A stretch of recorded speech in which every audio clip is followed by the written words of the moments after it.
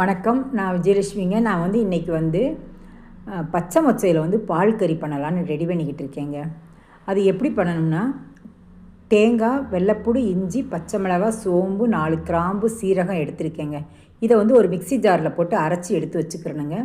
ஒரு வடைச்சட்டியில் தேங்காய் எண்ணெய் தாங்க ஊற்றணும். தேங்காய் எண்ணெய், சோம்பு, பட்டை, கிராம்பு, கருவேப்பிலை, வெங்காயம் போட்டு தாளித்து விடணுங்க. தேங்காய் எண்ணெய் வாசம் அவ்வளோ ஜம்முன்னு இருக்குங்க. தாளிக்கும் போது ஒரு 4 வெள்ளைப்பூடையும் போட்டு அதில் தட்டி போட்டு தாளிச்சிடணுங்க. அரைக்கிறதுலேயும் போடணும், தாளிகத்துலேயும் போடணுங்க. போட்டுட்டு நம்ம அரைச்சி வச்ச விழுதையும் அப்படியே அந்த வெங்காயம் வதங்கினதில் கொட்டிடணுங்க.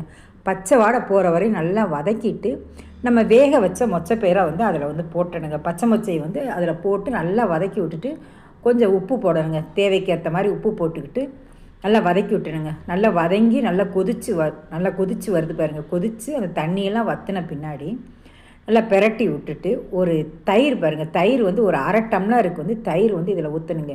இந்த தயிரை ஊற்றினோம்னா இந்த காய்க்கு அவ்வளோ டேஸ்ட்டு கொடுக்குங்க. நல்லா புளிப்பு, தேங்காய் எல்லாம் போட்டதுக்கு அதுக்கும் நல்லா இருக்குங்க. நல்லா தயிர் ஒரு 1/2 டம்ளர் ஊற்றிட்டு அதையும் நல்லா பெரட்டி விட்டுட்டு சிம்லேயே ஒரு 5 நிமிஷம் வச்சுட்டு இறக்குனோம்னா பால் கறி ரெடிங்க. மொச்சை பால் கறி ரெடிங்க.